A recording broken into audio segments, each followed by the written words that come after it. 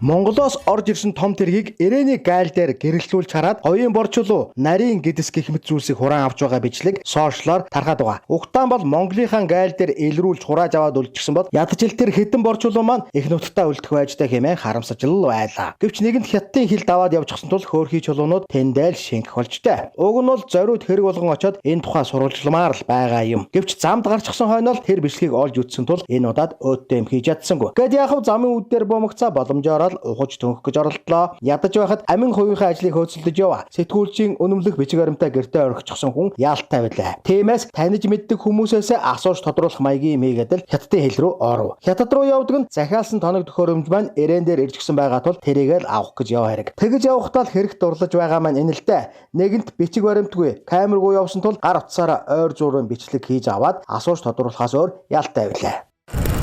Ер нь бол гайлын ажилтнаас яриа авах гэхээр нөгөө шоргоолж найздаа дээс том зүхий үлгэр шиг юм болох юм байна лээ. Хил гайл чинь босоо удирдлагатай. Нэг байцаагчаас яриа авах гэвэл гайлын даргаас нь эхлээд зөвшөөрөл хүснэ. Тэр дарга нь гайлын ерөнхий газраасаа зөвшөөрөл авдаг ч гинөө бухын доотхыг харж үнэг турж өгөхийн дайтай нэг тиймэрхүүл марзын болохтул наагуур цаагуур хүн амтнаас асууж сурсаар бүдэг бодог юм олж мэдлээ. Ерөнхийдөө замын үүдэд том тэргийг гэрэлтүүлж хардаг эрентхэн төхөөрөмж өнөөдөртөө байхгүй юм байна. Тэгсэн гатла ээлжинд гардаг ганц хоёр байцаагч нь өдөртөө 30-40 машин шалах хэрэгтэй.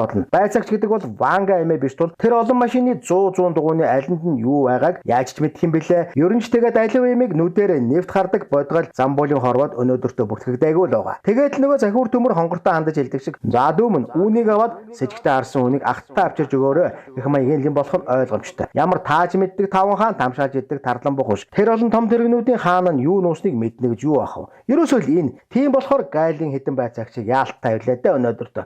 За хүмүүн олонтой газар зүүж сэжигтэй харсан үнийг агтаа газар ч өгдөг юм шүү. Тэгье. Ядаж явъя та. Ерөнч тэр шинэ барьсан цогцлуурын талаар элдвийн юм сонсогддог. Анх бомб бариарай гэд мөнгийг нөгөөд өгсөн чинь мэрэгжлийн хэдэн хулгайч нар нь хуваагаа цусалчихсан. Тэгэхээр нь хятадууд мөнгө өгөө болоод өөрсдөө бариад өгсөн гэдэг ч илүү. За юутаач бодолж шинэ бомбтой болох нь болсон. Харин түүндээ суйрлуулах тоног төхөөрөмж эрентхэн аппаратур нь мэдээж нөгөө оюукийн илрүүлдэг тааран ариутгах маягийн юм болсон нь ойлгомжтой. Хууль шиг хуультай хятад биш. Хулгайч нараас бүрдэл болсон мангаруудын хаанчилж буй феодалын засаглалтай монгол шүдэ базар байна. Товчхондоо ийм л юм. Тэр нэг бомбын сайд гэж нэг авгаа эрчүүдийн шүлсийг нүүр амаараа ялж явахын хооронд энэ мэт юм амжуулахгүй юугаа хийж явдаг юм. Би бол сайд гэж бүр нэг дүрдээ орчход өндөр солтой сэргийн даргаыг өмнөө ёсуулчихсан туучж явах шиг.